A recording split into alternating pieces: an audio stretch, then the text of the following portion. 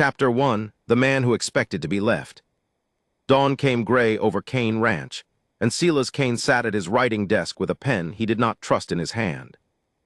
The lamp had burned low, its flame worrying the shadows across the plank walls, and he had written the same 3 lines 4 times over. Each version he had crumpled and dropped to the floor where they lay like small pale stones. He was not a man who wasted paper. He was not a man who wasted anything, having learned in the war exactly how quickly a thing could be spent and never returned. But this letter he could not get right, because there was no honest way to write it and still hope she would come. He dipped the pen again.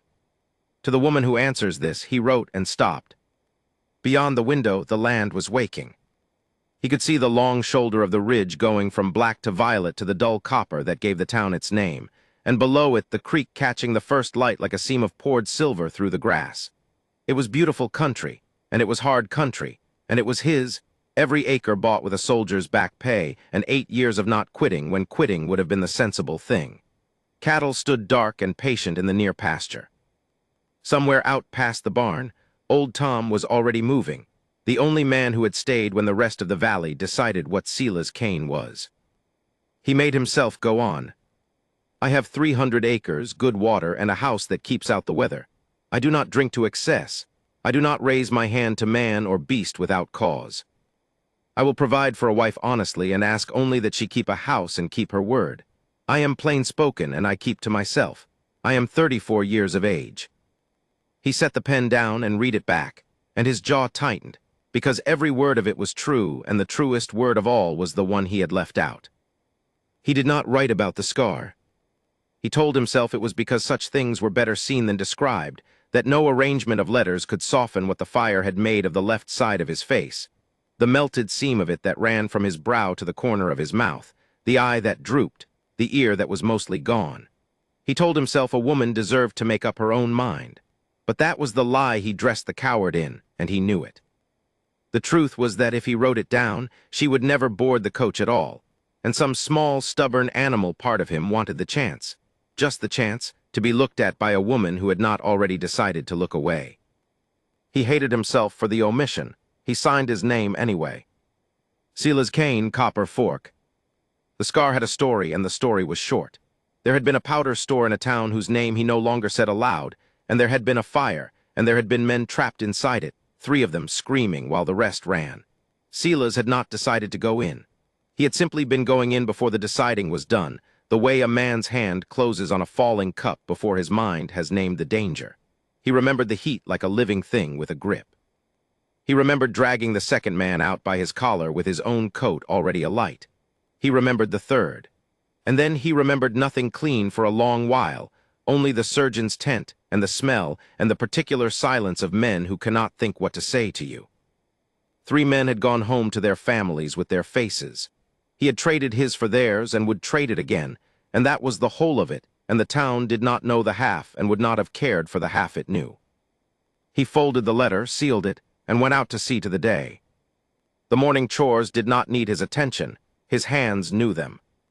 He forked hay, checked the trough where the creek fed the near pasture, ran his palm down the foreleg of the bay mare who did not mind his face, because horses minded other things. Old Tom found him by the barn, a bandy-legged shape with a white mustache stained yellow at the corners and eyes that had seen the country change from Indian trail to wire fence. "You write it then?" Tom said. It was not quite a question. "I wrote it." Tom worked his jaw, and I'll write it into the mail today." Silas hung the fork on its nail. "Don't set store by it, Tom. A woman with sense reads 3 lines about a rancher and pictures something. She gets down off that coach and sees the truth of it. She'll be back up before the dust settles." "You don't know that." "I know it fine." He said it without heat, the way a man reports the weather. "Any woman who'd have me sight unseen is a woman running from something worse, and any woman running from something worse has the sense to keep running when she sees where she's landed." Tom looked at him a long moment, and there was something in the old man's face that was almost anger and almost grief. "One of these days," he said, "you're gonna find out you're wrong about yourself, and it's gonna knock you flat." "Get the wagon hitched," Silas said, and that was the end of it. Copper Fork sat in a fold of the hills a 2-hour drive off, a single street of false-fronted buildings baking under a hard blue sky. Silas drove in with his hat pulled low and his coat collar up, though the day was warm, and he felt the town notice him the way he always felt it. A ripple, a turning, a small collective flinch that ran down the boardwalk ahead of the wagon like wind through wheat. He did not look at it directly. He had learned not to. You could not stare it down and you could not outrun it, so you took it the way you took a cold rain, letting it run off and keeping your business in front of you. At the general store, Mrs. Poole weighed out his flour and coffee and salt without meeting his eye, sliding the sack across the counter as if the wood between them were the only thing keeping her decent. A mother by the dry goods gathered her 2 children against her skirts as he passed, her hands splayed wide across the smaller one's chest, and Silas felt the old cold thing turn over in his stomach and gave no sign. He set his coin down. He said, "Thank you, ma'am," in the low, even voice he kept for town, because his mother had raised a mannered boy before the war unmade the rest of him, and manners were the one thing no fire could take. Pastor Hale caught him on the boardwalk outside, because Pastor Hale never missed a chance to be seen doing his duty. "Mr. Kane," the pastor was a tall, soft man with a wet, careful smile. "We don't often have the pleasure." "Pastor, I trust you're keeping well out there, alone." Hale let the word sit, gentle as a knife laid on a table. "You know the door of the church stands open, even to such as have set themselves apart."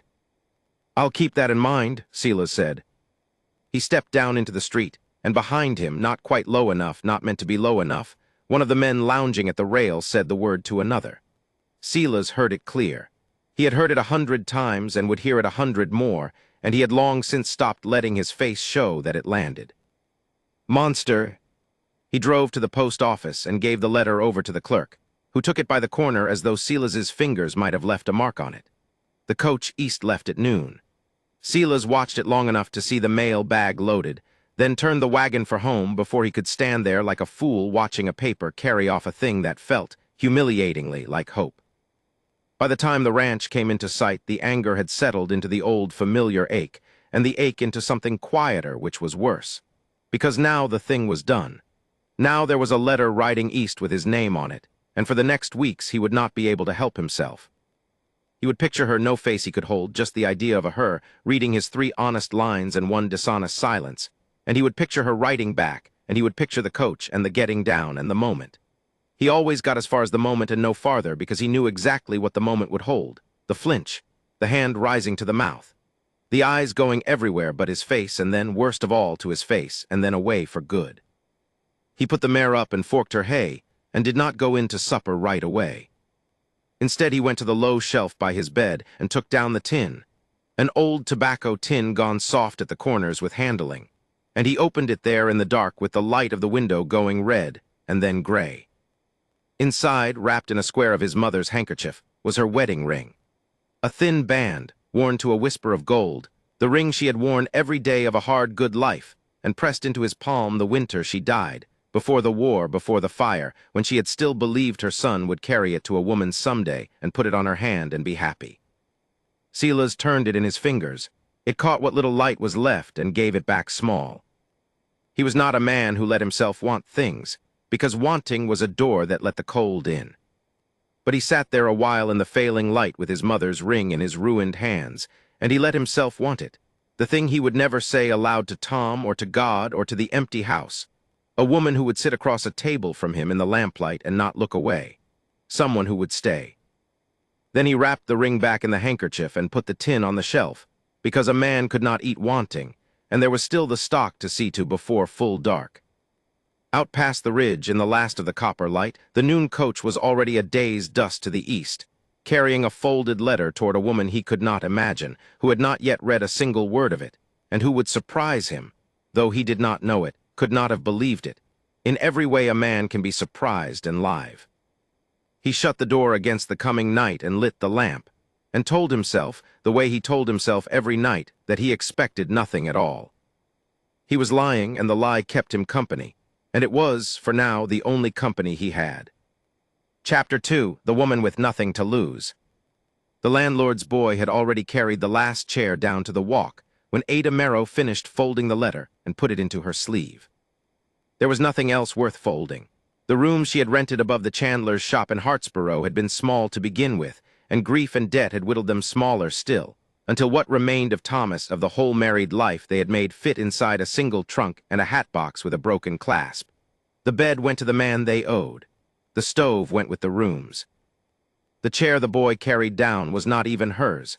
It had come with the lease, and she had grown foolishly fond of it, the way a person grows fond of anything that stays. "Ma'am," the boy said, not unkindly, from the stairs, "Mr. Curtis says he'll want the key by noon." "He'll have it," Ada said. "Tell him I thank him for the week." She had not thanked Mr. Curtis for anything, and would not. The extra week had cost her the last decent thing she owned. But the boy was young, and the boy was not to blame, and Ada had learned in the 2 years since the war took her husband that cruelty passed downhill from those who ordered it to those who merely carried it, and that a person could choose where on that hill to stand. She stood at the top of it as long as she could. Outside, the November cold came up off the river and got into the seams of her coat. She walked the 6 blocks to Feldman's with her chin level and her steps unhurried, because a woman who hurried looked hunted, and a woman who looked hunted got the lowest price. The watch was in her palm before she reached the counter, Thomas's watch. Brass gone soft gold at the edges from his thumb, the crystal scratched, the work still keeping true time the way he had kept true to everything he ever put his hand to. Feldman turned it over twice and did not meet her eyes, which she took for a kind of mercy. $4, he said. "It's worth 12. It's worth what a man will give, and I'm the only man giving." He set it on the felt between them gently, and that gentleness was worse than if he had thrown it. "5, then, because I knew him a little. He fixed my cart wheel once and wouldn't take the coin." "That was Thomas," Ada said. Her voice held. She was proud of it for holding. She took the $5. She left the watch. She did not let herself look back at it through the glass, because she knew the shape her face would make, and she would not make it in the street. She read the letter again that night in the charity room behind the Methodist church, by a lamp she shared with 4 other women who had run out of everywhere else to be. She had read it a dozen times already. It had come 3 weeks past, forwarded twice, its corners furred from travel, an answer to the small advertisement she had let the pastor's wife place on her behalf, in a moment when pride had finally cost more than it was worth. Most of the answers had been what she expected. Men who wanted a servant and called it a wife. A widower with 6 children and a list of their ailments. One who wrote 3 pages about his own fine qualities and asked her nothing. This one was different, and she had known it different from the first line. Miss Marrow, it read in a hand that pressed hard on the downstrokes, the hand of a man unused to writing and unwilling to do it badly. "I will not pretend to you. I have a ranch in the territory near a town called Copper Fork. It is good land and hard land, and there is no easy living on it. I am not a young man, and I am not an easy one. I can offer you an honest roof, honest work, my name, and my word, which I have never yet broken. I cannot offer you a soft life. I do not expect you to come. If you do come and find it is not what you hoped, I will pay your passage home and no debt owed. Silas Kane." It was the plainest letter she had ever been sent, and it was the only one that had made her weep. Not for what it said, for what it did not. A man who wrote that carefully, that honestly about the hardness of his land and the shortness of his patience. Such a man would have written of his looks if there had been nothing to write. He would have said asterisk plain or asterisk ordinary, or told some small proud lie the way men did.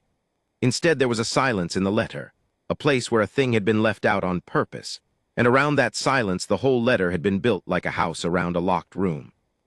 "If you do come and find it is not what you hoped, I do not expect you to come." Ada had spent 2 years learning to read the shape of a wound by the way people stepped around it.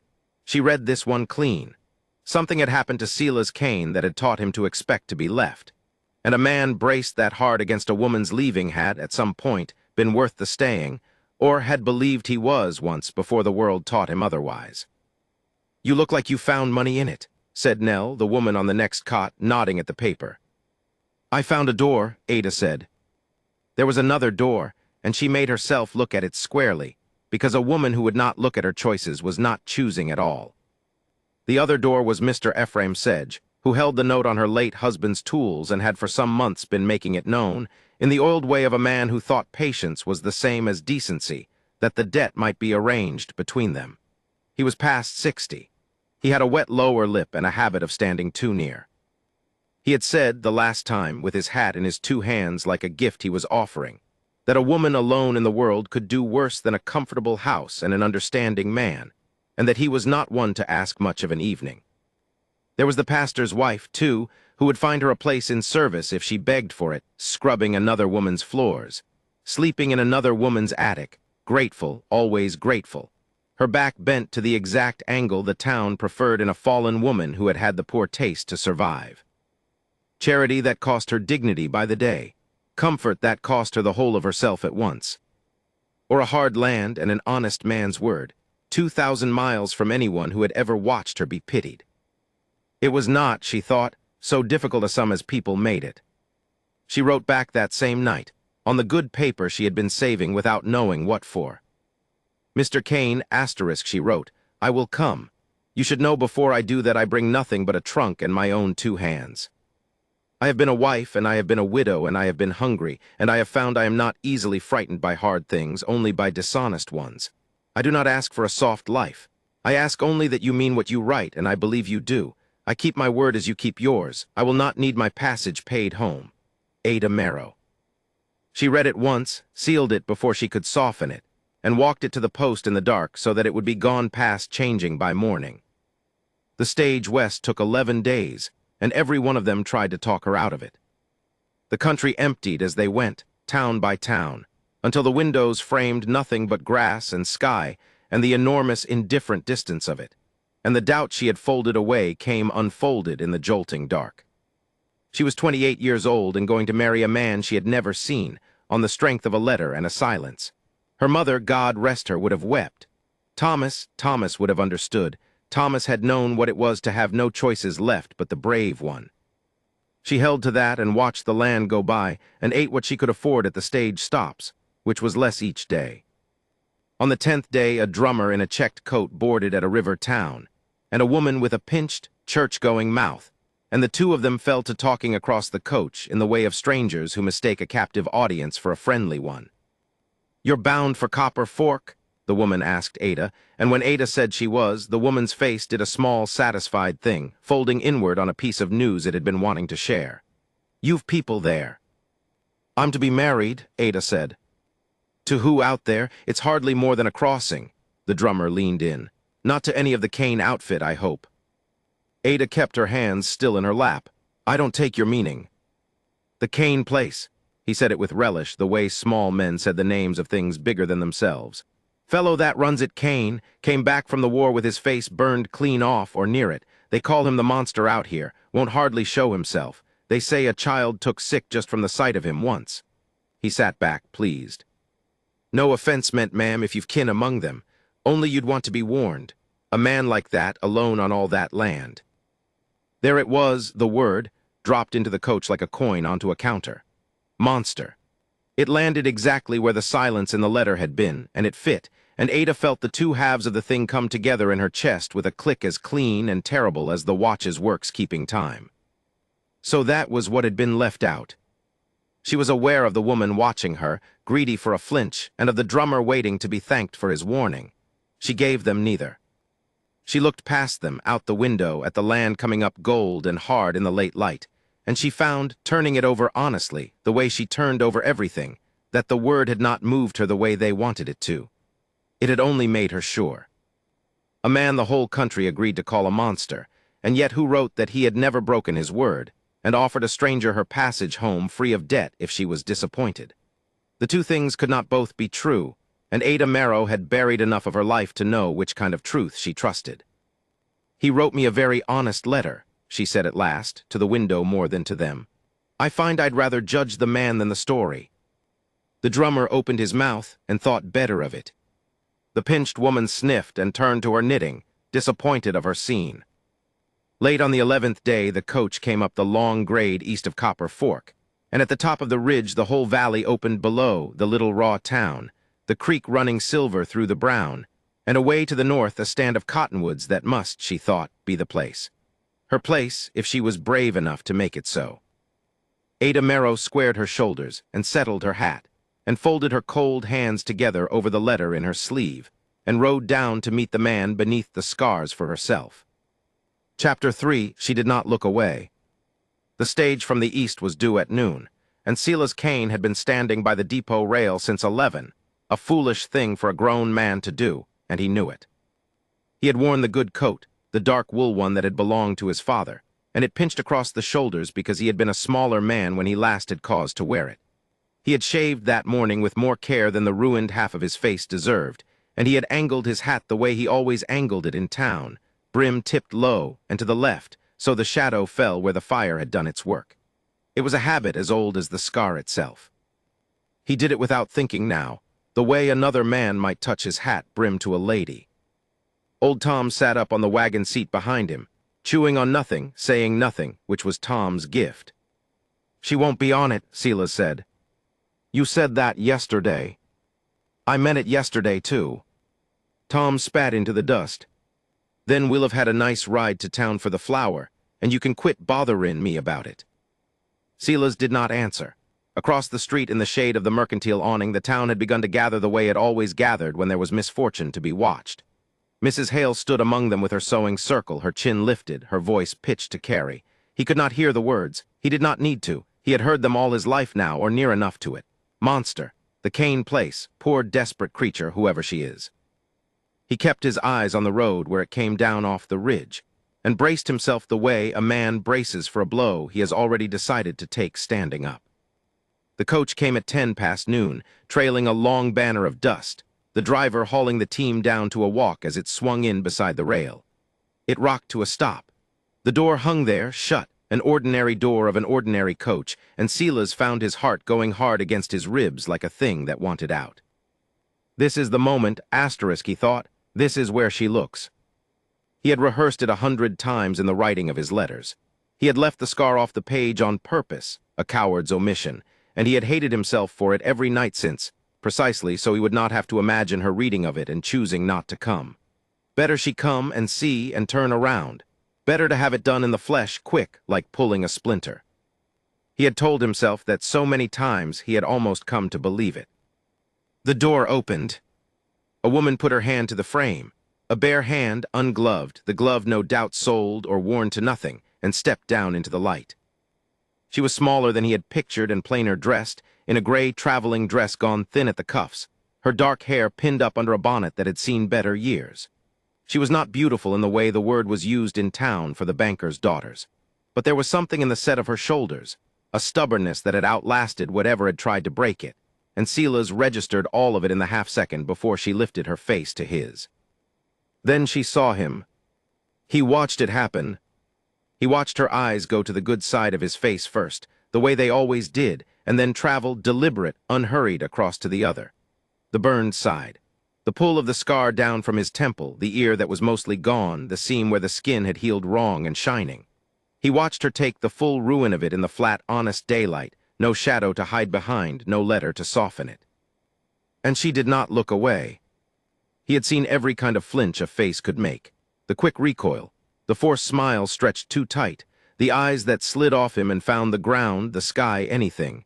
He had catalogued them all like a man cataloging weather. She did none of them. She looked at him, and she kept looking, and then she crossed the short stretch of dust between them and put out her hand. "Mr. Kane," she said, "I'm Ada Merrow." Her voice was low and steady. She said his name plainly, the way a person says the name of someone they have come a long way to meet, with no fear laid under it and no pity laid over it. Silas looked at the offered hand. For a moment he could not make himself take it, as though it were a trick, as though the whole street were leaning in to see him fall for it. Then he closed his own scarred hand around her small, cold one, careful, the way he handled things he was afraid of breaking. "Ma'am," he managed, his voice came out rough. Yes. Silas Kane." "I know," she said, and there was the smallest thing at the corner of her mouth that might have been the beginning of a smile. Behind him he heard the wagon creak as old Tom sat up straighter, and somewhere across the street a woman's voice rose sharp with something that was not kindness. Silas felt the old heat crawl up his neck. He let go of her hand. "The coach turns around at noon," he said. "Well, it's gone past noon, but it'll come back through Thursday, day after tomorrow. If you find the situation, if you'd rather not stay, there's a room over the mercantile, and I'd stand you the fare back east. No hard feeling in it. You've come a long way to look, and looking's free." She studied him. Is that what you brought me out here to do, Mr. Kane? Look and leave. No, he said before he could dress it up, but I'd not blame you for it. Then we understand each other, Ada said, because I didn't come to leave. He did not know what to do with that. He stood there holding it like a man handed something too fine for his hands. Across the street the whispering had grown teeth. He caught the words this time, the way you catch a wasp against a window pane. What desperate creature would take him? Must be something wrong with her too. Did you see her dress? And he saw Ada's chin come up half an inch, saw her hear it and decide, plainly, to give it no more weight than the dust on her hem. She turned her back on the whole street of them, easy as breathing, and faced him. Is that your man? She asked, nodding to the wagon. Tom, been with the ranch 30 years. Mr. Tom? She dipped her head to him. Old Tom snatched his hat off his head like a boy caught in church and went red to the roots of what hair he had left. Ma'am, he said, just Tom's fine, ma'am. Then I've got one trunk, she said. It's small, I won't trouble your team. The trunk was small. It was pitifully small, Silas thought, watching Tom heft it up into the bed as though it weighed nothing, because it very nearly did. A whole life folded into a box a man could carry under one arm. He handed her up onto the seat and climbed up beside her, and Tom rode in the back with the flour and the trunk. They went out of Copper Fork the way they had come, north and west toward the ridge, the town watching the whole way like a crowd at a hanging that had refused at the last moment to go off. For a long while nobody spoke. The wheels ground on the road and the harness jingled, and the country opened out around them, tawny grass running up to the blue bones of the mountains, the sky enormous and clean. Silas kept his eyes forward and his hat angled and waited for the silence to curdle, for her to remember what she'd done and think better of it. It's beautiful, Ada said. He looked at her sidelong. She was not being polite.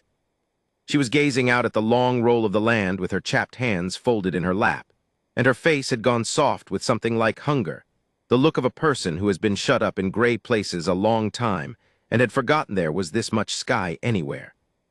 It's hard country, he said. Beautiful and hard both. Winters'll take the hide off you. Is that the ranch, the dark line there by the water? That's the creek. Cottonwoods follow the water. Houses beyond, you can't see it yet. He hesitated, then found himself talking, which was not a thing he did. Runs about 400 head good years. Creek's the reason for it, only reliable water this side of the valley.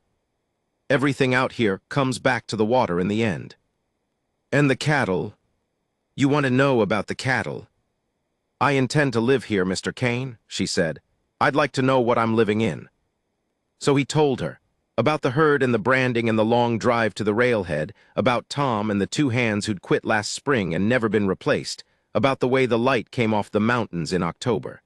She asked questions that were not idle. She listened like the answers mattered.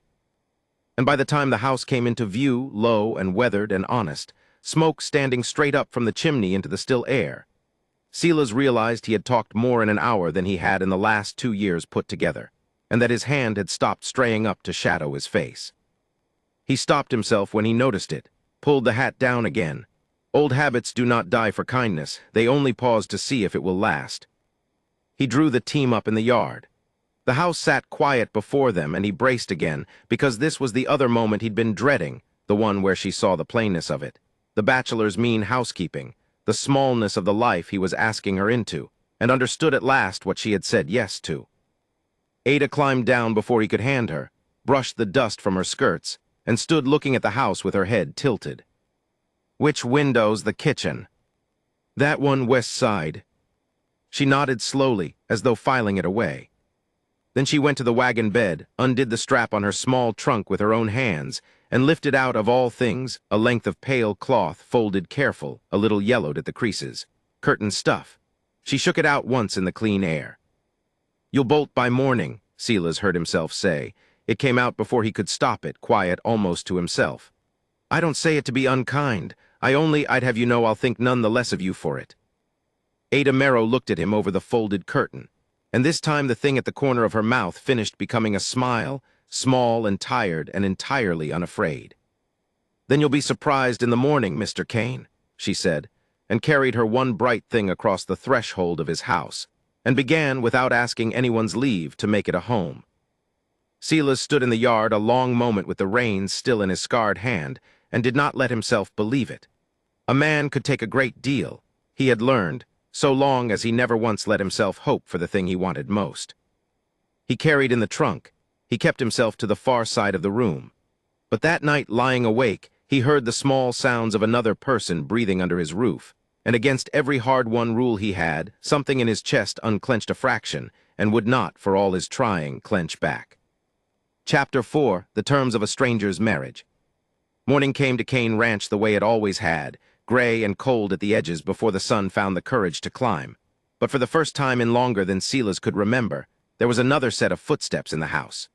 He heard them from the kitchen, light, unhurried, moving with the particular carefulness of a person learning where the floorboards complained. He stood very still by the stove, coffee going bitter in the pot, and told himself not to hope.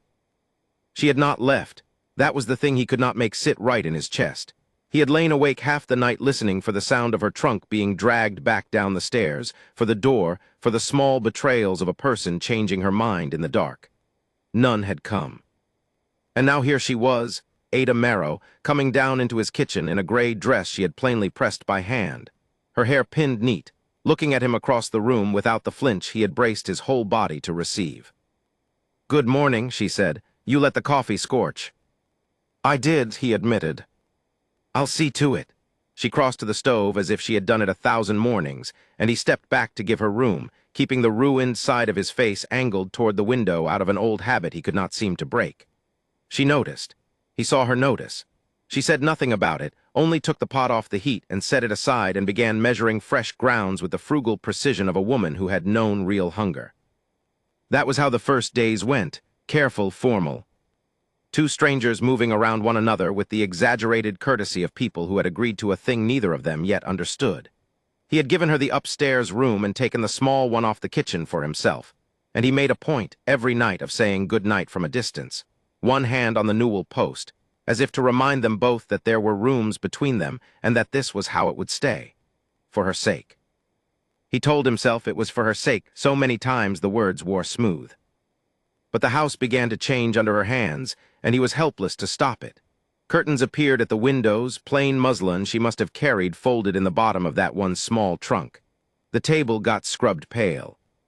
She found his mother's old crockery boxed in the pantry and washed each piece and set it out on the shelf. And when he came in from the fence line and saw it there, catching the afternoon light, something turned over painfully behind his ribs. She mended the tear in his good coat without being asked. She learned the hens, the churn, the trick of the pump handle that stuck in cold weather. She made the ranch look, for the first time since the war, like a place where a life was being lived rather than merely endured. Old Tom took to her at once, the traitor. Silas found them more than once at the corral rail, the old hand talking low and easy while Ada listened with her chin propped on her hands. "He pulled 4 men out of that fire," Tom told her one evening, not knowing Silas had come up behind the barn. 4 went back in when everyone with sense was running the other way. That's the man this town calls a monster, on account of they can't stand to look at what it cost him. "I can look at it," Ada said, quiet. "I know you can, missus. I seen you do it. First one in 10 years. Silas walked away before either of them could see him, and stood a long while in the dark of the barn, breathing hay and horse and old smoke, unable to name what he was feeling except that it hurt. The wedding, when it came, was a small, joyless business. Pastor Hale performed it grudgingly in the front room of the church with the door left open, and half of Copper Fork found reason to loiter in the street outside, come to gawk at the monster, and the desperate creature fool enough to have him. Hale rushed the words as though they scalded his mouth. There was no music, no flowers beyond the sprig of dried sage Ada had tucked into her collar, no supper after, no soul to wish them joy but old Tom standing witness with his hat crushed in both fists. And yet when the pastor came to the vows, Ada spoke hers plainly, clearly, each word set down like a stone laid true in a wall. To have and to hold, in sickness and in health. She looked straight at Silas as she said it, at all of him, and did not hurry. Silas spoke his own vows the way a man makes an apology, low, ashamed, as if he were confessing to a crime rather than promising a life. When Hale pronounced them man and wife, there was no kiss. Silas could not have borne to reach for her in front of all those watching faces, and so he only took her hand a moment, formal as a handshake, and let it go. He saw the flicker of something in her eyes at that, not hurt exactly, but a kind of patient noting, and he hated himself the whole ride home. That night the house very quiet around them, she asked him, They were sitting either side of the cold hearth, she with her mending, he pretending to read a stock ledger he had read a dozen times. The lamp threw its small, warm circle over them both. "Will you tell me," she said without lifting her eyes from her needle, "how you came to be burned?" His hands went still on the ledger. The old refusal rose up automatic and hard. "It doesn't make for pleasant hearing." "I didn't marry you for pleasant hearing." "Ada," he said her name, and then found he had nothing to put after it. She let the silence sit. Then she folded her mending into her lap and looked at him with those steady eyes that seemed to see clean through the wreck of his face to whatever was left underneath. "You don't have to tell me tonight," she said. "You don't have to tell me ever if you'd rather not, but I want you to know the door's open. When you're ready to walk through it, I'll be on the other side." "That's all." She rose and touched his shoulder as she passed.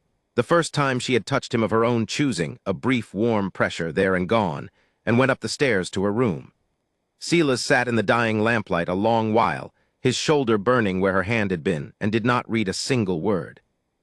The warmth crept in against his will after that, in small, unguarded moments neither of them planned. She caught sight of his hands one supper, palms raw and split from a day of green rope, and without asking she fetched the salve and the clean rags and drew his chair around and doctored them, one finger at a time, her head bent close over his ruined knuckles. He sat rigid through the whole of it, hardly breathing, undone by the ordinary tenderness of being cared for. No one had touched him with kindness since before the war. He had forgotten it was a thing that happened to men like him. "There," she said when she had wound the last strip clean and tied it off. "You'll keep gloves on tomorrow or I'll know the reason why." She did not let go of his hand right away. She turned it over in both of hers, tracing the old white lines that ran up past his wrist and vanished under his sleeve, burns older than the rope cuts, and she did not shy from those either.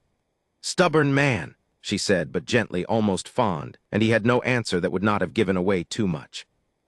And then, not a week on, there was the bay colt. Ada had gone out to the corral with a bucket of scraps, and the young horse, green and skittish, took fright at a flapping sheet on the line and reared and came down hard, spinning right where she stood. Silas did not remember crossing the yard. One moment he was at the barn door, and the next he had her by the waist, and had swung her clean behind him, putting the whole of his body between her and the plunging horse, one arm flung back to keep her there, the other up to check the animal. It was done before thought, before fear, some deep instinct he had not known he still owned rising up to stand between her and harm. The colt settled. Silas turned, still holding her behind him, and found her looking up at him from very close, her hand fisted in the back of his shirt, her breath quick. "You could have been hurt," he said, rough. "So could you." "That's different." "No," she said, "it isn't." They stood too close a moment longer than either could account for. Then he stepped back and let her go and busied himself with the colt's halter so he would not have to see whatever was in her face. It was that same evening he nearly forgot himself entirely. She brought coffee out to the porch after supper, 2 cups, and sat down on the step beside him without asking leave, and neither of them spoke for a long while. The sky went from copper to violet to a deep spreading black hung thick with stars, more than a body could ever count, and the air smelled of sage and cooling earth. She was near enough that he could feel the warmth of her arm alongside his. It would have been the most natural thing in the world to close the small distance, to put his arm about her shoulders, to let himself have this one ordinary human comfort. "I never saw so many stars back east," she said softly. "You forget they're up there in a city, all that soot in the way." She tipped her head back. "It's beautiful here, Silas. I meant it when I said so. I mean it more every day." He looked at her at the clean line of her throat and the starlight on her face, and for one reckless moment he let himself want her, plainly, wholly, the way a man wants a woman he means to keep. The wanting rose up so sudden and so strong it frightened him. And on its heels came the other thing, the old cold certainty, the truth he could never seem to outrun. That she was young and whole and good. That the town had a name for him and would find one for her soon enough. That a woman tied to the monster of Cane Ranch would spend her life paying for his ruined face in snubs and whispers and closed doors. And that wanting her, keeping her, was only the selfishness of a drowning man pulling down the one soul kind enough to reach for him. He set his cup down on the boards too hard. "It's late," he said, and his voice came out harsher than he meant. "You'll want your rest." She turned to look at him, and he made himself get up before she could speak, before those steady eyes could take him apart. "Silas." "Good night, Ada." He went in and left her there under all those stars, and lay a long time in the little room off the kitchen listening to the house settle, hating the width of the floor between them, certain to the marrow that keeping it there was the last kind thing he had left to give her. Chapter 5. The Enemy Rides In. The stranger came into Copper Fork on a blood-bay horse worth more than most of the buildings on Main Street, and the town fell in love with him before he had swung down from the saddle. Ada Merrow watched it happen from the seat of the buckboard. She had driven in for flour and coffee and a bolt of muslin, and she had reined up outside the general store just as the man arrived, so she saw the whole of it plain, how the loafers on the porch of the Copper Queen straightened, how Mrs. Hale paused with her market basket and let her mouth soften into something girlish, how the children who had been throwing a ball in the road stopped to stare with open wonder instead of fear. He was a handsome man, that much she could not deny. Fair-haired, going silver at the temples, dressed in a gray broadcloth coat cut close and clean, a silk cravat the color of new wine at his throat. When he took off his hat to the ladies gathered near the water trough, he did it with a flourish that belonged on a stage, and they tittered and colored like schoolgirls. "Ladies," he said, and his voice carried, warm and easy, "forgive the dust of the road. Roy Doggett, lately of St. Louis, and I confess I've fallen half in love with your valley already. A man could build something fine in country like this." Ada felt the name settle in her chest like a swallowed stone, though she could not yet have said why. She climbed down and went about her business, or she tried to. Inside the store, the air changed the moment the bell above the door announced her. Mr. Prout, the storekeeper, who would take her coin readily enough when no one was looking, suddenly found a great many things to arrange on the far shelves. She laid her list on the counter and waited. "Flour," she said when the waiting had gone on too long. £50, and a pound of coffee and the muslin I asked after last week." "We're short on flour," Prout said, not turning around. There were 3 full sacks stacked plain as day against the wall behind him. Ada looked at them, and then she looked at him, and she understood that the shortness was not of flour. Behind her she heard the whisper start up. She had learned the shape of it by now, the way it hissed and pooled. "That's her. The one that married the monster. What sort of woman? Must be something wrong with her, too, to take a thing like that into her bed." Her face stayed still. She had buried a husband and a child and every scrap of the life she had once thought was hers, and she had learned in the burying that a still face was a kind of armor a poor woman could afford when she could afford nothing else. "Then I'll take what you have," she said evenly, "and the coffee and the muslin." Prout rang it up with his lips pressed thin, and he set her change on the counter rather than into her hand, so that his fingers would not have to touch hers. It was a girl who saved the morning. She came out from the back with the bolt of muslin already cut and wrapped in brown paper and string, a slight thing of perhaps 19 with flour on her apron and a scatter of freckles across her nose. She set the parcel in Ada's arms, and under the cover of doing it, she squeezed Ada's wrist once, quick and warm. "I put in the good needles too, Mrs. Kane," the girl said, loud enough to be respectable, soft enough to be kind. "On account of the muslin phrase, my name's Letty. You come find me next time you're in. I'm most always here." It was such a small thing. It should not have been able to bring the sting to Ada's eyes the way it did. "Thank you, Letty," she managed. "I'll do that." She carried her half-order out into the sun, and Roy Doggett was waiting by her buckboard as though he had always meant to be. "Allow me," he said, and lifted the flour sack from her arms and swung it up into the bed before she could refuse. Up close he was even finer, and his eyes were a pale, clear blue that missed nothing, and there was something in them that did not match the warmth of his smile at all. "Mrs. Kane, is it? I heard the good people say so. Roy Doggett, ma'am, your servant." "Mr. Doggett," she reached for the coffee tin. "You'll pardon a stranger's boldness," he said, "but I find I can't hold my tongue, a woman like yourself in a place like this." He shook his head slowly, all sorrow. "It doesn't sit right with me." "I don't take your meaning." "Don't you?" He leaned a hip against the wheel, comfortable as an old friend. "I served with your husband, Mrs. Kane, in the war. Did he tell you that? Silas and I go back a long, long way." He let the name fall off his tongue with a familiarity that made her skin crawl. "So I know things about that man the good folk of this town only whisper about. I know what he's capable of." Ada set the coffee down and turned to face him full. "Then say what you came to say, Mr. Doggett, and let me get my horse home before dark." Something flickered behind the clear blue eyes, surprise, maybe, that she had not wilted. It passed, and the smile came back oilier than before. Only that a lady in your position ought to know her options. A woman doesn't have to stay where she's found herself, not in this day and age. Should you ever wish to be shut of that ranch and the man on it, should you ever want a coach ticket east and money enough to start fresh and clean somewhere no one's ever heard the Kane name, you come to me. No conditions. Call it Christian charity. He tipped his hat. You don't know what he did in the war, ma'am. You don't know what he really is under all that ruin. But I do. And it would grieve me to see a decent woman learn it too late.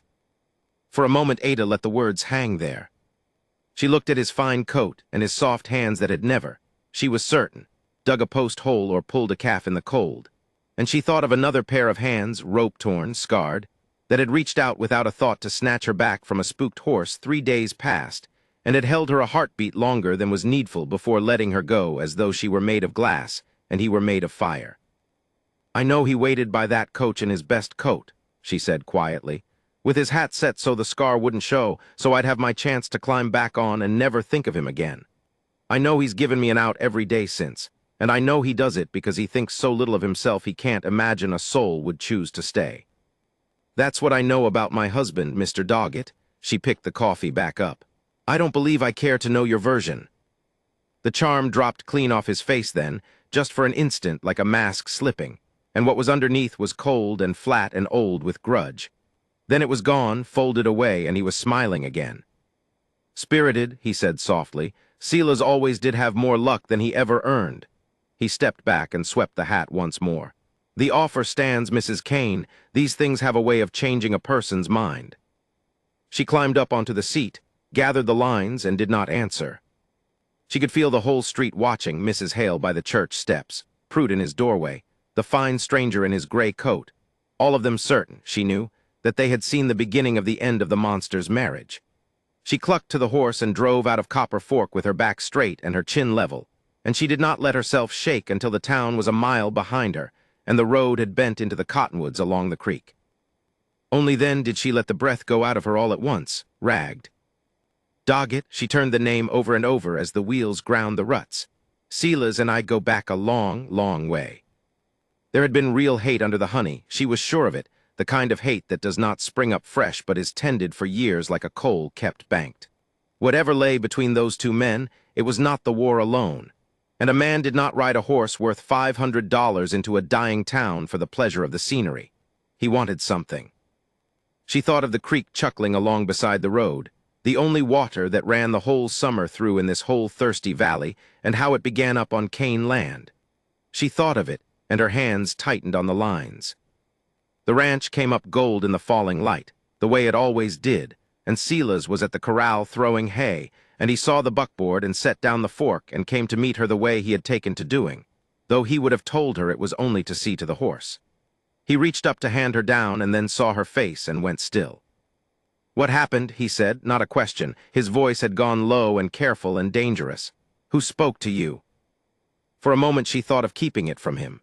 Then she looked at him standing there braced, already gathering the hurt to himself, already certain the town had wounded her on his account, and that it was one more thing he had cost her, and she found she could not.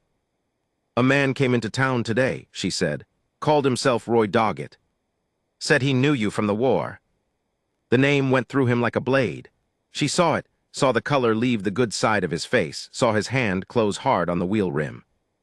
He offered me money, she went on steadily, watching him, and a ticket east to leave you. She let that sit a breath. I told him no, Silas. I told him what I know about the man I married, and it wasn't anything he wanted to hear.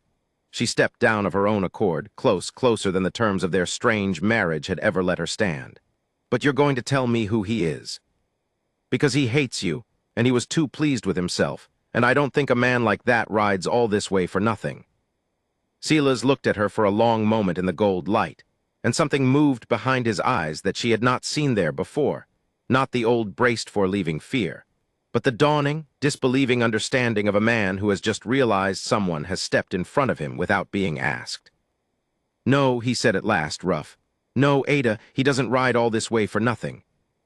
And he told her to come inside, out of the wind, and she went, but not before she had turned once to look back down the road toward the town, toward the fine gray stranger, with the first true anger she had felt on another's behalf since the day she stopped having anyone left to defend. Chapter 6. What the Scars Are Worth. The rain came soft the night Ada finally asked him again. It had been 3 days since Copper Fork, 3 days since Roy Doggett had leaned close over the general store counter and asked her in that velvet voice whether she knew what her husband had done in the war, 3 days since she had ridden home with the words rattling in her like loose stones.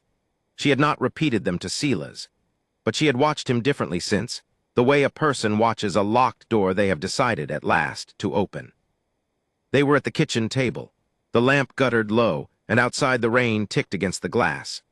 Silas sat with his coffee cooling, the burned side of his face turned toward the wall out of an old habit he no longer even knew he had. Ada set down her mending. "Silas," she said, "tell me about the fire." His hand went still around the cup. "You've asked before. And you turned it aside before. I'm asking straight this time." She kept her voice even, warm, the way she might gentle a nervous colt. "Not because the town wonders, because I want to know the man I married, and there's a whole piece of him he keeps behind his hand." For a long moment she thought he would rise and walk out into the wet dark, as he had a habit of doing when she pressed too near the quick of him. But something in her plainness held him. He set the cup down. He looked at the table, nodded at her, and he began. "There was a powder store," he said. "Requisition depot back of the lines at Sabine Crossing. 12 men billeted in the loft above it, sleeping. Somebody knocked a lamp or a spark caught the black powder dust nobody ever knew. The hole underneath went up like the mouth of a furnace." His voice had gone flat and careful, the voice of a man laying stones one at a time so they would not shift. "The stair was already burning. Men outside were shouting to let it go, that the whole magazine would blow and take anyone near it with it. That was the sensible thing. That was what the officers ordered." "But you went in," Ada said. "I went in." He turned his cup a quarter turn on the wood. "I got 7 of them down through the loft window before the roof came in. The 8th I was carrying when a beam took me across the face." He touched the ruined side then, without seeming to know he did it, 2 fingers laid against the melted skin as though it belonged to someone else. "The powder never did blow in the end. Damp got to the core of it, so you might say I traded my face for a wager that didn't even need making." 7 men, Ada said softly. "8, the 8th lived too, lost an arm." He was quiet.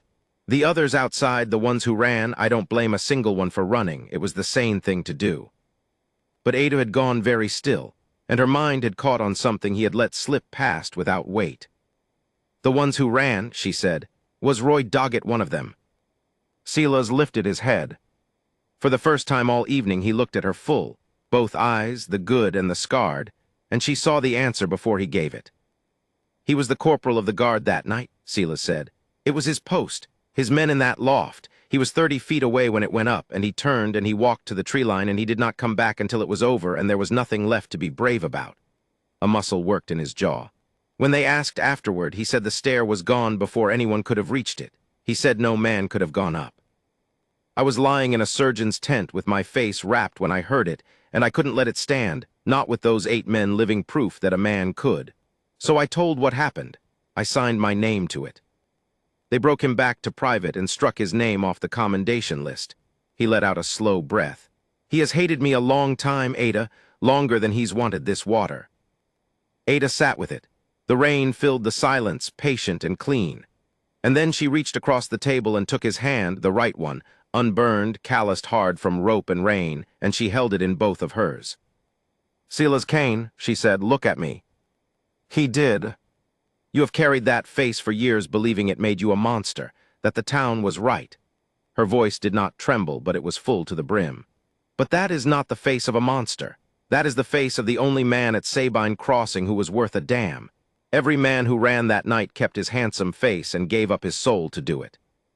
You gave up your face and kept everything else." She pressed his hand hard between hers. "Those scars aren't the mark of the worst thing that ever happened to you.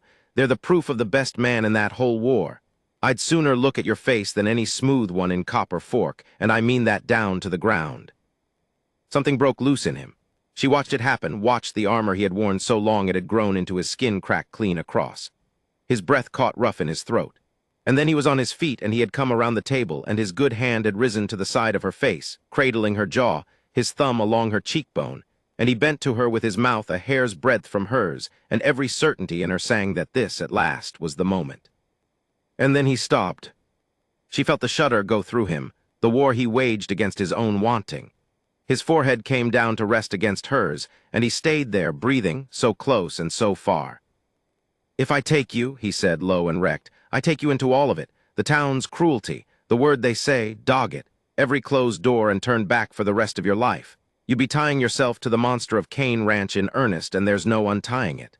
His thumb moved once across her cheek, aching. "You deserve a life that doesn't cost you everything to keep." "I've had a life that cost me everything," Ada whispered. "It cost me and gave me nothing back. This one gives." But she did not push. She had learned him well enough for that. She turned her face and pressed her lips to his rough palm once, and let him go, and saw in his eyes that the letting go cost him more than the taking would have. He straightened. He did not walk out into the rain. That, she thought, was something. That was a great deal. The days after that were the sweetest she had known. Whatever he could not yet say with his mouth, Silas began to say with his hands and his hours. He took her out along the fence line at first light, the two of them riding the wire while the valley came gold, and he taught her which posts leaned and which held and how to read a break in the strands. He set a row of tin cans on a rail and put a rifle to her shoulder, and stood behind her with his hand steadying her elbow, patient past all reason, until the day she knocked 5 cans clean off in a row and spun around laughing and found him laughing too. The whole ruined face of him lit up with it, and she thought her heart would come apart from the plain gladness of the sound. She took over the ledger, which he had let run to a snarl, and inside a week had the columns squared and the accounts telling their true story. She learned the cattle by their marks. She learned Old Tom's coffee was undrinkable and made her own and made enough for 3, and the old hand took to lingering at the kitchen door of an evening, spinning out the tales of young Silas that Silas himself would never tell. Laughter got into the house. It had been a house that swallowed sound, and now it gave sound back. But under the gold of those days ran a darker thread, and Old Tom was the first to name it. He came to Silas at the corral one afternoon with his hat in his hand and worry cut deep in his weathered face. "The east fence is down again," he said. "Second time this month, and it ain't down like weather takes it down, Silas. Them strands is cut clean with nippers." He worked the brim of his hat. "And the low water hole, the one by the cottonwoods, cattle won't touch it. I went and looked. Something's been dumped in it. Green scum on it thick as paint.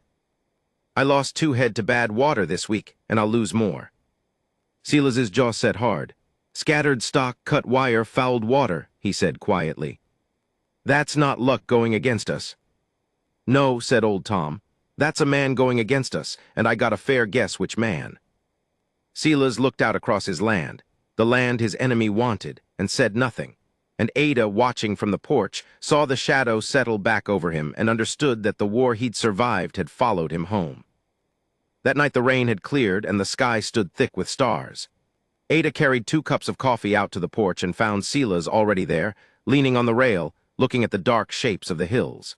She came and stood beside him and put a cup in his hand, and for a while they only watched the stars wheel and said nothing, and it was a good nothing, an easy one.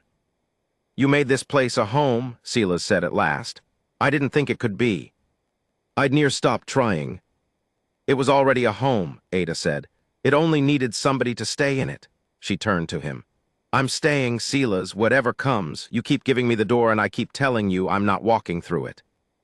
He looked at her a long time in the starlight, and this time when his hand rose to her face there was no war in it, or the war was over and lost and won all at once. He drew her in slow, giving her every last chance to step back, and she gave him her answer by rising to meet him, and he kissed her warm, unhurried, a thing years in the coming and worth every year of the wait. Her hand found the scarred side of his face and rested there, and he did not flinch from her touch, and that, more than the kiss, was the whole of it. When they drew apart, her forehead rested on his chest, and his arms were around her, and the night was very quiet. It was over his shoulder, out past the corral where the land rose to the ridge, that she saw it. A shape against the stars where no shape should be. A man on horseback, still as a fence post, sitting his mount on the high ground and watching the house, and the small red wink of a cigarette end, flaring once in the dark before it turned and was gone. Ada said nothing, but her arms tightened around her husband and she held on. Chapter 7, The Frame. The smell of smoke woke the valley before dawn, and it did not come from any hearth. Silas Kane smelled it first from the porch, where he had gone to stand in the cold dark because sleep would not hold him. The night before had ended with a kiss he could still feel on his mouth, warm and impossible, and with the sight of a rider sitting motionless on the far ridge, watching the ranch the way a hawk watches a nest. He had said nothing to Ada of the rider. He had lain awake instead, listening to her soft breathing through the wall between their rooms, and hating that a single good thing had come into his life just in time to be taken. Now the wind carried char and ash down out of the north, from the direction of town. "Tom," he called, and the old man was already coming out of the bunkhouse, pulling his suspenders up over his shoulders, his gray head tilted to the wind. "That ain't a cook fire," old Tom said. It was not. By the time the sky had gone the color of a bruise, they could see the smudge of it hanging low over Copper Fork, a dirty smear that told them something big had burned and burned hot. Silas saddled the roan without a word. Ada came to the door in her shawl, her hair loose, and the fear that crossed her face was not for the town. "Don't go," she said quietly. "Somebody's hurt, maybe," he said. "I can't sit here." "That's what worries me." She came down the steps and put her hand flat against his chest, over his heart, the way she had taken to doing, as though she could feel the man in there past all the ruin the fire had left him. "Silas, when trouble comes to that town, they only ever look one direction, you know that." He covered her hand with his own scarred one. "I know it," he admitted, "but a man who hides looks guilty. Let them see me come honest." She rode in with him. He had argued against it and lost, and the truth was he was glad of her at his side, though he would not have said so. They smelled the ruin before they rounded the last bend. The town's freight warehouse, the big timber building down by the corrals where half the valley stored its winter feed and seed, was a black skeleton, still breathing smoke, half its roof caved into a bed of glowing coals. Men stood in a loose ring around it, soot-faced, buckets hanging useless in their hands. And when Silas Kane rode into the yard, every one of those faces turned toward him at once, and not a single one of them showed surprise. That was the thing he would remember afterward. Not the anger, the lack of surprise. They had been waiting for him. Pastor Hale stepped out to the front of the crowd, his black coat gray with ash, his voice pitched to Carrie. "There he is," the pastor said. "There's your answer." "Pastor," Silas kept his voice level and did not dismount. "What happened here?" "As if you don't know." Mrs. Hale had come up beside her husband, her mouth a thin white line. "Burned to the ground in the night. Ezra Combs's whole seed crop gone, 2 horses in the near corral near dead of fright." "I'm sorry to hear it," Silas said, and meant it. "I came to help however I can." A ripple went through the crowd, ugly and low. And then a man Silas half knew, Doggett's man, though the town did not seem to know that yet. A lean fellow named Prout, who had drifted in only weeks before, stepped forward, wiping his hands on his trousers. "Funny thing," Prout said loud. "I was down at the livery late, couldn't sleep, and I seen a big man on a big horse ride off from behind that warehouse maybe an hour before she went up. Rode north, rode toward the Kane place." He let his eyes travel over Silas's face, over the scar, and something like satisfaction moved in them. "Big man with a ruined face. Ain't but one of those in this valley." The silence that followed was the worst sound Silas had ever heard. "That's a lie," Ada said. She said it clearly into the quiet, and heads turned. She sat her mare straight-backed, her chin up, her fear burned away by something hotter. "My husband was home the whole of last night, in his bed. I would know. That man is lying, and I would like to know who paid him to." "Would you?" Mrs. Hale's voice dripped. "The wife swears for the husband. There's a shock. We all know what you are, girl, desperate enough to take a monster, so desperate enough to lie for one." "Ada," Silas said her name low, a warning, a plea. He would not have her stand in the path of this, but she did not so much as glance at him. "I have lived among decent people, and I have lived among cruel ones," Ada said, her voice shaking now but not breaking. "And I have learned that the cruel ones always dress it up in scripture. You don't want the truth. You want a man you can blame so you don't have to be afraid of the dark. Well, you've got the wrong man. You've always had the wrong man." It might have gone worse then, but it did not have to, because at that moment a fine buggy came rolling into the yard, and Roy Doggett stepped down from it in a clean coat, hat in hand, sorrow arranged carefully on his handsome face. "Friends," Doggett said, "friends, this is a terrible morning." The crowd turned to him the way flowers turn to sun. Silas watched it happen and felt the trap close, tooth by tooth, and understood at last the full shape of it. "Now I'll not accuse any man," Doggett went on, spreading his hands, the very picture of reluctant reason. "I served alongside Silas Kane in the war. I know what he carries." A pause, gentle, poisonous.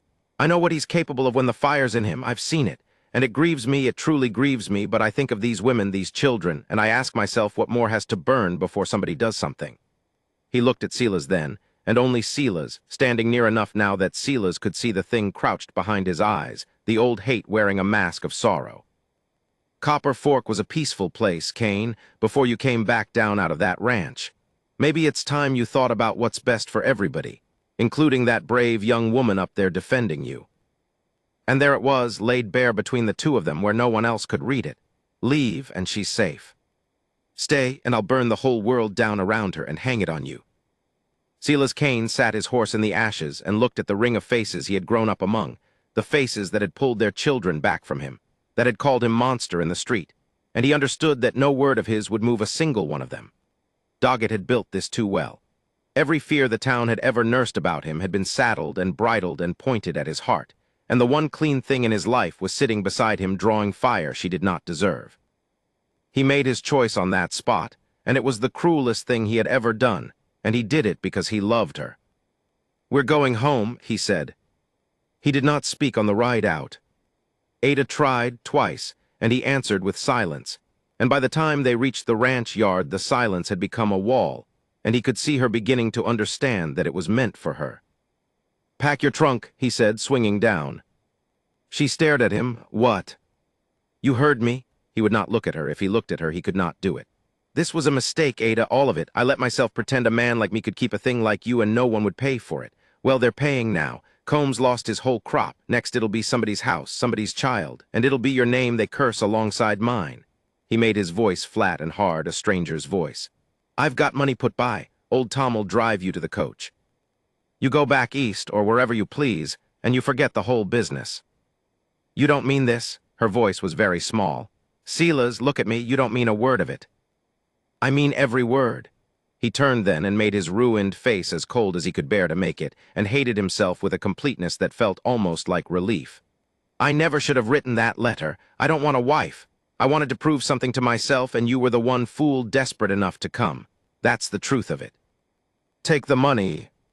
She flinched then, as though he had struck her, and he saw the tears stand up in her eyes, and he saw something else too, saw her see straight through him, the way she had seen through him from the very first day when she stepped down off that coach and did not look away. She knew exactly what he was doing. She knew it was a lie built to save her. And that was the terrible part, that she could see the love in the shape of the cruelty and still be wounded to the bone by it, because a lie told in love still cuts like any other. "You are a coward, Silas Kane," she whispered, and it was worse than any curse the town had ever laid on him. "Not for your face, never for your face, for this." She went inside.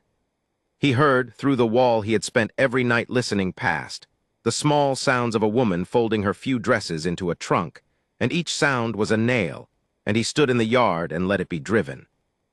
Old Tom found him there as the light went long. "You want to tell me," the old man said slowly, "why that girl's crying in there and packing to leave, when yesterday I heard the two of you laughing in this yard like young things." "Hitch the wagon in the morning," Silas said. "She's going to the coach." Tom looked at him for a long moment. "You're a bigger fool than the town ever took you for," he said, and spat and walked away. That night a writer came out from Copper Fork with a paper. A notice, all seals and lawyer's ink, served formal at the door. Silas read it by lamplight and felt the last of the ground go out from under him. A debt against the ranch, old and buried, bought up quiet and now called due in full within 30 days. A debt held now by one Roy Doggett, Esquire, and secured against the one thing in the valley worth stealing, the water rights to Cane Creek. Pay or forfeit, and there was no paying it. Doggett had not needed to burn a warehouse to take the ranch. He had bought it with paper while the town watched the smoke. The fire had only been to take the town's heart, and the woman, and the man's will to fight, and it had done all three in a single morning. In the gray before the next dawn, Ada Merrow carried her small trunk out onto the porch where a man had once expected to be left, and set it down and waited for the wagon. Down the road unseen, the town was already saying it to one another over their breakfasts, satisfied at last. She's finally running. We always knew she would. Chapter 8, The Turning Back. The coach would leave at noon. It always had. Ada Merrow stood in the shade of the awning outside the Copper Fork Depot with her one small trunk beside her, the same trunk she had carried in months ago, and she waited for a decision she had already half made and could not yet bear to finish making. The town had come to watch. They did it the way they did everything cruel here, quietly, dressed up as errands. Mrs. Hale swept the same patch of boardwalk 3 times outside the church, her broom whispering, her eyes never leaving Ada. 2 women from the sewing circle stood by the mercantile with their heads bent together, and every so often one of them would laugh, a small, satisfied sound, like a hen settling. The pastor himself had found reason to stand in his doorway. They had all decided the ending of this story long before she arrived, and now they had gathered to see it come true. The desperate creature who married the monster. She had lasted longer than they'd bet. That was the only surprise she'd given them. The morning stage sat empty across the road, horses stamping in their traces, the driver chewing and spitting and paying her no mind at all. "You'll want to be settling that fare soon," the depot clerk said through his window, not unkindly. "He don't hold past noon for nobody." "I know it," Ada said. She did not move. 2 days ago, Silas had stood in the yard with the whole cold length of himself turned against her and told her to go. She could still hear the exact shape of the words because he had chosen them so carefully, each one filed to a point. "Take the money. Marrying you was a mistake. There is nothing for you here." He had not looked at her when he said it. That was the thing that gave him away. In every hard moment since she'd come, Silas Kane had looked at her, braced for the flinch, hungry for the mercy of it. But when he lied to save her, he could not meet her eyes. And so she had known, standing there with her heart coming apart, that it was a lie. She had let him win the argument anyway. She had packed the trunk. She had told herself a great many sensible things about a woman with nothing needing to protect the little she had, and she had ridden into town behind old Tom's silent, disapproving back, and she had sat in Letty's tiny room over the store all last night not sleeping. And now noon was coming, and the town was watching, and she found she could not make her feet carry her across that road. Because she kept remembering. She remembered his hands. The first true thing she had learned about him was his hands, how careful they were, how they gentled a spooked horse and mended a fence and set a cup down without a sound. She remembered the night she doctored his rope-torn palms and how he'd held himself so still, like a man afraid that wanting the touch would break something. She remembered the truth he had finally given her about the fire, that he had run into the burning powder store, into it, while braver-looking men ran the other way, and had dragged 3 choking soldiers out into the air one at a time, and gone back each time knowing the roof was coming down. She had told him then what she believed with her whole soul, that his scars were not the mark of a monster, but the plain proof of the best man in that war. She had watched something in his face crack open at that, and then close again, because he did not know how to be believed. She remembered him standing between her and a bolting horse without a thought for himself. She remembered his voice reading to her by the fire, low and unhurried. She remembered the one kiss, warm and stunned and earned, and how afterward he'd looked at her like a man who'd been handed something he was sure to drop. That was the man, not the story the town told, the man. And the town wanted her to get on that coach and prove their story true. Wanted her to be one more back turned, one more proof that a face like his earned a life like his. That cruelty was only the world agreeing with itself. "No," Ada said, out loud, to no one and to all of them. Mrs. Hale's broom stopped. Ada bent and took the handle of her trunk. She felt the whole boardwalk lean toward her, waiting for her to cross the road to the stage. Instead, she turned the other way, toward the livery, toward the road that ran out east to hard, beautiful country and a house with a curtain she had hung herself, and she walked, and the trunk banged her shin at every step, and she did not care. Letty came flying out of the mercantile with her apron still on. "Ada, Ada, where?" "Home," Ada said. The word felt like the first full breath she'd taken in 2 days. "I'm going home, Letty. Can I hire a horse?" Letty looked at her, and then past her at all the watching faces, and something fierce and glad came up in the girl's plain young features. "You can have my brothers," she said. "And Ada, I've been asking about Mr. Doggett. There's things folks are only now getting brave enough to say. You come back and I'll tell you all of it." "I will," Ada promised. "I'll come back." Behind her, she heard Mrs. Hale's broom start up again, faster now, angry, sweeping at nothing. Out at the ranch, in the low blue end of the afternoon, Silas Kane sat at his writing desk with a bottle he had not opened and a small tin he had. The tin held his mother's wedding ring. He had kept it for years against a day he'd never truly believed would come, and then it had come, and he had been too much a coward to give it, and now the woman he'd meant it for was on a coach going east where she'd be safe from him, and from the men who wanted to hurt him, and from the whole ruined mess his life had become. He turned the ring over in his scarred fingers. It caught the last light and gave it back. "I did right," he said to the empty room. His voice came out rough. "I did right by her." The room did not answer. The house was too quiet. It had been quiet before she came, and he'd never noticed. Now the quiet was a thing with weight, and it sat on his chest. The door opened without a knock. Old Tom stood in it, hat in his hand, and his weathered face was set in a way Silas had not seen in 20 years. "You gonna drink that?" Tom said, "or just look at it and feel sorry?" "Go on to bed, Tom." "No, sir." The old man came in and set his hat on the table and stood there. "I stayed when every other hand on this place lit out. I stayed when the town started calling you what it calls you. I buried your daddy beside you, and I never once said you was wrong about a thing because you never was. But you're wrong now, and I'll say it to your face." Silas set the ring down in the tin. "She's better off." "She's better off," Tom repeated, and there was something almost like grief in the scorn of it. "You keep telling that lie till you believe it. That woman looked at your face the first day and never blinked. Not once. You know what that is? That's more courage than this whole valley's got in it, and you sent it packing because you're scared. Not scared of Doggett, scared of being loved and losing it. That's the plain size of you tonight, Silas Kane. A brave man who's a coward about the one thing." Tom's voice cracked. "You didn't protect her, you just made sure you'd be the one to hurt her, 'stead of the world. Least that way you'd know when it was coming." The words landed like blows because they were true, every one, and Silas had no armor thick enough to turn a truth. He opened his mouth and found nothing in it. That was when the dogs began to bark, not the lazy dark barking at a coyote, but high and frantic. And then, faint and far, the sound of many horses coming fast off the north road. Tom was already moving. "Riders," he said, "a lot of 'em." Silas was on his feet, the drink and the ring forgotten, the war rushing back up into his hands the way it always waited to. He caught the rifle down off its pegs by the door. Through the window the yard was going orange at its edges, a light that had no business being there at this hour, and he understood it before his mind could form the word. Fire. They hit the creek first. He could hear a man whooping down by the water where the head gates were, the gates that held the only reliable water in the whole dry valley, the gates Doggett had wanted from the start. Then a torch arced up bright against the dark and came down on the barn roof, and the old dry shingles took it like they'd been waiting. "The barn!" Tom shouted and ran for it, and a rider came out of the smoke and rode him down. Silas heard the old man cry out, heard him hit the ground, and something in his chest tore loose entirely.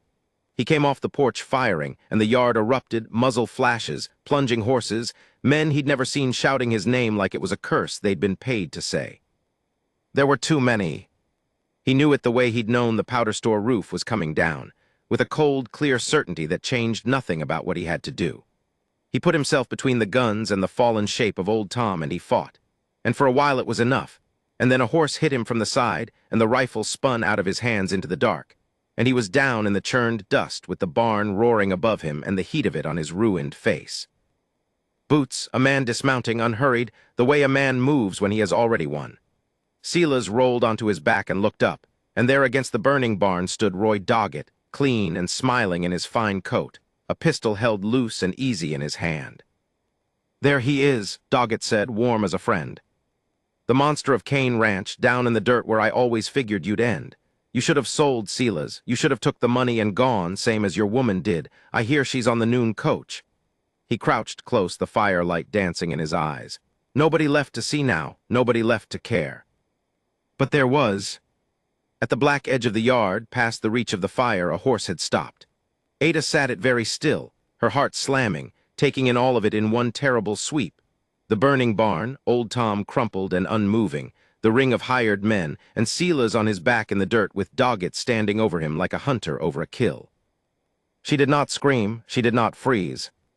She slid down from the saddle into the dark, and her eye found the shape of the rifle where it had spun, glinting in the grass not 10 feet from where she stood, and Ada Merrow, who had come west with nothing to lose and had, without anyone noticing, found everything, went low and quiet toward it, deciding, with the whole clear force of the woman she had become, to act. Chapter 9, she stood for him. The barn was a torch against the black sky, and Silas Kane was on his knees in his own yard. Ada saw it all from the shadow of the smokehouse, where she had come stumbling in on foot after leaving the coach road, her trunk abandoned in the dirt 2 miles back the moment she'd seen the glow rising over the ridge. She saw the hired men on their horses, 6 or 7 of them, ringed loose around the fire's light. She saw old Tom slumped against the corral rail, one hand pressed to his side, still trying to rise and being kicked back down. And she saw Roy Doggett standing over her husband with a pistol hanging easy at his side, his fine coat gilded orange by the flames, smiling the way a man smiles when he has finally been given a thing he waited years to take. "On your knees suits you, Kane," Doggett was saying, loud enough for his men to hear and laugh. "Should have stayed on them since the war. You always did think you were better than me. Look at you now, no wife, no hands, no barn come morning. Sign the paper, and I'll let you keep breathing on land that ain't yours no more." Silas said something she couldn't hear. Blood shone dark on his ruined cheek, blacker than the old burn, and even now, beaten, outnumbered, the whole of his life burning behind him, he did not beg. She loved him so fiercely in that instant that it steadied her hands. The rifle was where she knew it would be. Silas kept a loaded Winchester in the leather scabbard bolted inside the smokehouse door, had kept it there since the poisoned water hole, and he had taught her himself, out along the fence line in the long gold afternoons, his hand warm over hers on the lever. She drew it out. She thumbed the hammer. She stepped into the light. "Roy Doggett." Her voice cracked across the yard like a dry branch. Every head turned. Doggett's smile faltered just slightly at the sight of her, the woman who was supposed to be gone, supposed to be weeping on a coach bench with his money in her glove. "Well," he said, recovering, spreading his hands. "The bride came back, and with a rifle, Mrs. Kane, you don't want to. I want you to step away from my husband." "Ada," that was Silas, his head coming up, and the fear in his voice was not for himself. "Ada, get out of here, please, go." No, she didn't look at him. She kept the barrel level on Doggett's chest, kept her elbow tucked the way he'd shown her, and she did not let it waver. "I've done enough running for one night. I got as far as the coach stop, Roy. And then I turned around, because I finally understood something you'll never be able to. There's not enough money in the world to make me leave a good man to the likes of you." Doggett laughed, but it came out thin. "Good man, you know what he is. You know what he did. He's the monster of Kane Ranch, sweetheart. Ask the town." "I know exactly what he did." Ada's voice dropped, and it carried further for the quiet in it.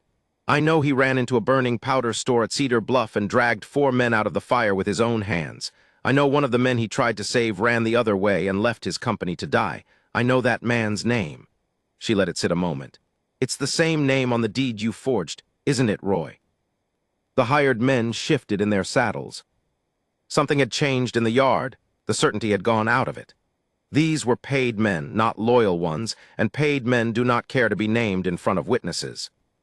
"She's lying," Doggett said quickly. "Boys, she's—" "I have the tally book." Ada took another step, and now the words came steady and clear as creek water. "From your own man, the one who cut our fences and salted our well. I have the receipt for the lamp oil you bought the week the Hendricks barn burned, the fire you swore under God that Silas set. It's in Letty Barnes' keeping in town this very hour, along with everything else I've been writing down since the day you sat across from me and offered me a widow's price to abandon my husband." She smiled, and there was no warmth in it at all. "You should never have told a bookkeeping woman your business, Roy. I kept the ledger. I always kept the ledger." For one long breath nobody moved. Then, down the dark ribbon of the ranch road, came the sound of many horses. They came in a ragged line with lanterns swinging, a dozen riders more, and at the front on a borrowed gelding rode Letty with her hair loose and a lantern held high, and behind her the marshal, and behind him faces Ada half knew. The blacksmith, 2 of the Hendricks boys, men who had snubbed her at the general store not a month past, and coming up last, stiff and gray and unwilling, Pastor Hale himself. Letty had done it. Letty had ridden the whole town out of its beds with the truth in her hands. "Marshal Coe," Doggett called, and the desperation cracked through the charm at last. "Thank God! This man's hand set fire to his own barn to blame me, and his wife's gone mad with it. Save it, Roy?" The marshal reined up at the edge of the firelight and looked slow around the yard at old Tom bleeding on the ground, at the ringed hired guns, at Silas on his knees and Doggett standing over him with a pistol. His jaw set. I read every page that girl brought me. Lamp oil, the forged deed, the Cedar Bluff court record I sent for 2 years ago and never could square with the story you told this town. He nudged his horse forward. You want to talk about what a man's hands did in the war? We can do that right here in front of everybody. I got the transcript. You ran, Doggett. Kane testified to it, and you've spent 5 years making him pay for telling the truth. The town heard it. Ada watched it move through them like wind through wheat. The turning of a whole people who had called her husband a monster, and now, in the light of the fire, looked at the smiling man in the fine coat, and saw at last what had been standing among them all along. Doggett's men were already backing their horses. Nobody draws for wages against a marshal and a town both. "Drop the pistol, Roy," said the marshal. He dropped it. It ended fast after that, the way these things do once the tide has already turned. The hired men scattering into the dark. 2 of them run down before they cleared the gate. Doggett's wrists bound with his own rope while he swore and then, when swearing did no good, went quiet and gray and small. Letty was off her horse and running to old Tom, pressing her shawl to his side, and the old man was already grumbling that it was a scratch, would everybody quit fussing. Men beat at the barn fire in a bucket line, though the barn itself was past saving. And Silas got slowly, disbelievingly to his feet in the middle of his own yard, blood on his face, and looked at his wife like a man looking at a thing he had not let himself pray for. The crowd's murmur turned toward him, uneasy, uncertain, years of habit not yet unlearned. Someone said his name low, unsure whether it was still a curse. Ada set the rifle down against the smokehouse wall. Then she crossed the yard and she turned and put herself square between Silas and the hole of copper fork, her back to him, her chin up, her voice ringing out over the dying fire so that every soul there had to hear it. You look at him. She was shaking now, but not with fear. All of you, you've called this man a monster since the day he came home from the war half burned away. You pulled your children back from him in the street. And where was your fine gentleman tonight? He was setting fire to a good man's home and standing over him with a gun. She swept them with a look. Silas Kane carried 4 men out of the fire that took his face. He never once raised his hand to one of you, no matter what you called him. He is the bravest, the gentlest, the most honorable man I have ever known, and I will not stand in a yard and let him hang his head in shame in front of the people who never once deserved to look at him. Her voice broke and she let it. So you can go home, and you can be ashamed, but you'll not have his shame. That belongs to me now, and I'm keeping it. Nobody answered her. Pastor Hale would not meet her eyes. And one by one, in ones and twos, the town began to turn its horses for home, quieter than they came, some of them with their hats in their hands. Then it was only the 2 of them, and the embers and the enormous ringing dark. Silas turned her gently by the shoulders to face him. His hands were trembling. For a long moment he only looked at her, at the soot on her face and the tear tracks through it, and the fierce, unbroken set of her mouth, as though he were reading the whole of his life in it. You came back, he said hoarsely. You stood in front of a loaded man for me. Ada, why would you? Because you're mine. She said it before he could finish, before he could offer her one more of his gentle, terrible outs. I decided it on that coach bench, Silas Kane. I decided it, and I'm not undeciding. Something broke in his ruined face, broke, and remade itself into something she had never seen there before. He lifted both his scarred hands and took her face between them, careful, reverent, as though she were the thing in the world that might burn away. He bent his forehead to hers, and when he spoke it was barely a breath, a whisper meant for no ears but hers, low and shaking and absolutely sure. Then hear me. His thumb moved once across her cheek. You're mine, and no man takes you from me, not this town, not Doggett, not God himself. I spent my whole life certain I'd be left. I'll spend the rest of it standing between you and everything that ever tried to make you sorry you stayed. You're mine, Ada. I claim you before all of it. And you're mine, she whispered back, her hands closing over his wrists, holding his hands to her face. The best man I ever knew, mine, I claim you, Silas. Scars and all, every part they told me to run from mine. He kissed her then, slow and trembling in the light of the burning barn, and it was not the kiss of a man apologizing for himself. It was a vow. Later, when old Tom was bandaged and grumbling by the fire and Letty had put the coffee on as though she'd lived there always, Silas took a battered tin from the mantel. His hands shook worse now than they had with a gun to his head. Inside, wrapped in a scrap of blue cloth, was his mother's wedding ring. He took Ada's hand there in the ember light and slid it home, and it fit as though it had been waiting. "Should have done this the day you came," he said. "I was too sure you'd go." "I never was," she said. "Not once. Not ever." They stood together in the dying glow, the barn burned down to a bed of red coals, the dark drawn close and warm around them. Two people the world had thrown away, standing at last as one, against a world that no longer got a vote. Chapter 10, the safest place she's ever been. Spring came to the valley the way forgiveness comes to a hard place, slow at first, then all at once. The creek that Roy Doggett had schemed and burned and bled for ran high and clear off the melting hills, and it ran onto Kane land, as it always had, as the deed the circuit judge upheld in Copper Fork's crowded courthouse said it forever would. Silas Kane sat on the top rail of the new corral with a cup of coffee going cold in his scarred hand, watching morning light come up gold over ground that was, past all doubt now, his to keep. "You'll wear a hole in that fence, staring at nothing," old Tom said, ambling up with his arm still bound in a sling that Ada changed twice a day. The old man had taken a bullet through the shoulder the night of the raid, and he wore it like a medal he was too proud to mention. "Cattle won't count themselves." "They're counted," Silas said. "All of them, first time in a year the tally came out whole." Tom grunted, which from him was a hymn of joy. Doggett. Bound over for trial in the territorial court, rustling, arson, hiring guns. Silas turned the cup in his fingers. "The marshal says the men he paid are lining up to talk. Turns out loyalty you buy doesn't hold when the buyer's in irons. And the frame, the barn fire they hung on you, the witnesses that swore they saw you set torches in town." "Ada's ledger," Silas said, and something eased in his ruined face when he spoke her name the way weather eases before dawn. She'd been writing it all down since the first cut fence, dates, the men on the ridge, the bank draft Doggett floated to manufacture my debt. Every lie had a paper shadow, and she'd been keeping the shadows. He shook his head slowly. "The judge read it aloud. The whole town heard the truth of what I did in that war and what Doggett didn't do. I spent 10 years being called the monster of Kane Ranch. Took my wife one ledger to unmake it." "Took her more than a ledger," Tom said. "Took her standing between you and a mob with a rifle she taught herself to shoot." He spat companionably into the dust. "You going to marry that woman proper someday, or just keep being legally hitched to a miracle?" Silas laughed, a rusty, unpracticed sound, but real. "We're married, Tom." "You're contracted," the old hand corrected. "There's a difference, and you know it. Separate rooms all winter, don't think I'm blind." But that had ended, and Tom knew it had.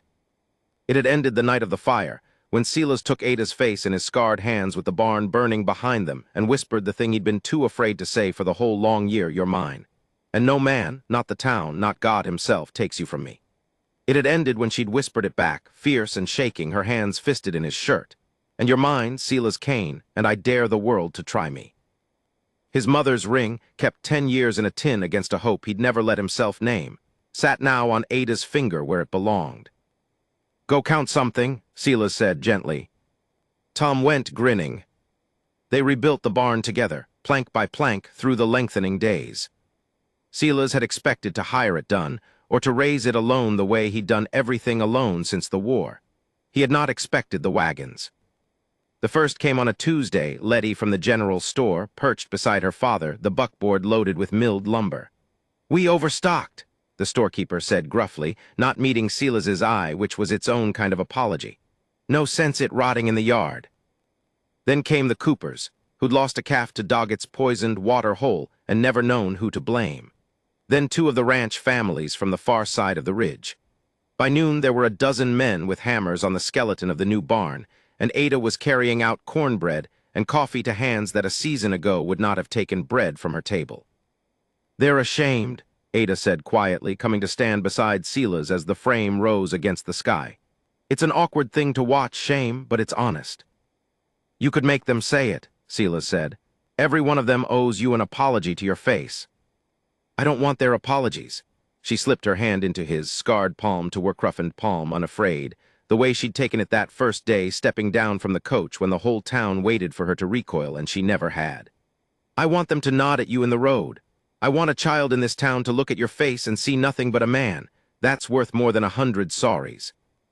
She got her wish sooner than either of them expected. It happened outside the church, of all places. They'd come in for the Sunday market, and Pastor Hale, who had once led the delegation demanding Silas be run out of the country, who had married them grudgingly with half the town come to gawk, stood on the steps and watched them pass. For a long moment the old cold civility hung between them. Then a small boy, no more than 5, broke loose from his mother's skirts and planted himself square in Silas's path. The whole street seemed to hold its breath. Ada felt Silas go still beside her, bracing, the old flinch he'd never fully lost, the wait for the scream, the tears, the mother snatching her child from the monster. The boy tipped his head back and studied the ruined face with frank, fearless interest. "Did you get burned savin' folks?" he asked. "Ma says you did.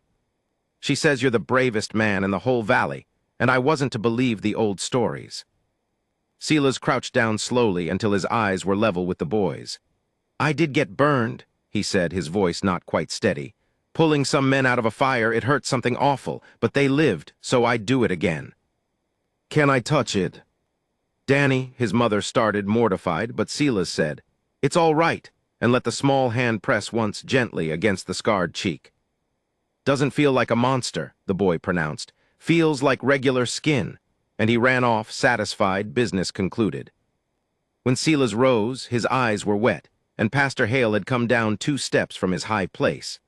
The pastor cleared his throat, worked his jaw around a word that plainly cost him. "I judged you by your face, Cain," he said at last. "That's a poor way for a shepherd to judge a man. It was poorly done. I'm sorry for it and for what I let the town do to your wife." "She's the one owed it," Silas said. Hale turned to Ada and inclined his head. "Mrs. Cain, you saw clearer than any of us. I've had cause to think on that a good deal." Ada considered him a long moment, this man whose piety had been a wall, whose gossip had been a knife. "Then think on it in your next sermon, Pastor," she said, not unkindly. "There's a good many faces in your pews folks have decided about wrongly. Yours is the voice that could unteach them." Something shifted in the old man's stern eyes, surprise, and then grudgingly respect. "I believe I will," he said. The celebration came in June. It was nothing like the joyless legal ceremony that had first bound them, with Hale's cold words and the town's cruel staring. This time Ada set long tables in the yard beneath the finished barn, and the valley came invited, welcome, glad. Letty hung wildflowers from the new rafters. Old Tom, arm freed of its sling, played a fiddle nobody had known he owned badly and with tremendous feeling. There was roasted beef and pie and a barrel of cider, and there was, at long last, dancing on Cain land. Silas stood at the edge of the light, watching his wife move among people who a year ago had spat his name. And he did not fully believe it, and he thought perhaps he never entirely would, and that was all right. Ada crossed the yard to him the way she'd crossed the courtroom, the corral, the whole distance of his walled-off heart, directly, without hesitation. "You're hiding," she said. "Watching." "Same thing with you." She took both his hands. "Dance with me." "Ada, the whole town." "Let them watch." Her chin came up, that unbreakable tilt he'd loved before he knew the name for what he felt. "They watched me step down from that coach expecting me to run. Let them watch me stay. Let them watch every single day of it." So he danced with her, scarred and clumsy and 40 pounds of dignity abandoned, and the town watched, and no one pulled a child away. Later, when the tables were cleared and the guests had rattled off down the dark road and the last of Tom's fiddling had faded, they stood on the porch in the gold going-blue of the long evening. The barn stood whole against the last light. The creek murmured its promise off the hills. "I have to tell you something," Ada said, "and I've been carrying it 2 weeks, waiting for it to feel real." Silas's hand tightened on the rail. Old fear never fully leaves a man, some part of him still braced always for the sound of leaving. "Tell me." She took his scarred hand and laid it flat against her middle, and held it there, and looked up at him with her whole heart in her face. "In the winter," she said, "there'll be 3 of us in this house by the winter." For a moment Silas Cain could not speak at all. The man who had sent east for a wife out of exhausted practicality, expecting to be looked at once and left, who had kept a ring in a tin against a hope he'd forbidden himself, stood on his own porch with his hand over the first fragile beat of a life, and felt the last of the war go out of him. "Ada," he managed. "I know," she whispered. I spent so long, he said, so certain I'd only cost you. That loving me was a debt you'd spend your whole life paying. And now, his voice broke and he let it. Now you're giving me the one thing I never once let myself want. She reached up and laid her palm against the ruined side of his face, warm and sure, the way she had 100 times now, the way she would 10,000 more. You never cost me anything, Silas Kane. You're the safest place I've ever stood. From the day I stepped down into that dust, I knew it. It just took the rest of the world a while to catch up. He turned his scarred cheek into her hand and closed his eyes. You're mine, he whispered, the old vow worn soft and certain now with keeping.